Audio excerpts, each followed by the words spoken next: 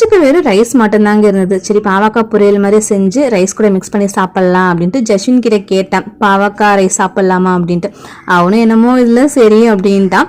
இது ரொம்ப சிம்பிளாக ரெடி பண்ணிடலாங்க. ஒரு பெரிய வெங்காயம், 2 பழுத்த தக்காளி, கருவேப்பிலை, பச்சை மிளகாய், பாவக்காய் குட்டி குட்டியாக கட் பண்ணிக்கணும், அவ்வளோதாங்க. கடாயில் ஆயில் ஆட் பண்ணிவிட்டு கடுகு, கடலைப்பருப்பு இதெல்லாம் போட்டு பொரிஞ்ச பிறகு கட் பண்ணி வச்சுருந்ததை ஆட் பண்ணிவிட்டு தக்காளி வதங்கிறதுக்கு வேண்டி கொஞ்சமாக உப்பு, மஞ்சள் தூள் போட்டு வதக்கி விட்டுட்டு காரத்துக்கு தகுந்த மாதிரி கொஞ்சமாக மிளகாத்தூள் அதையும் போட்டுட்டு வதங்கின பிறகு கட் பண்ணி வச்சுருந்த பாவக்காய் அதை ஆட் பண்ணிவிட்டு அதுக்கு தேவையான அளவுக்கு உப்பு ஆட் பண்ணி மூடி போட்டு காய் வேகிற அளவுக்கு குக் பண்ணி எடுத்துக்கலாம். இப்போ பார்த்தீங்கன்னா காய் நல்லா வெந்துருச்சு.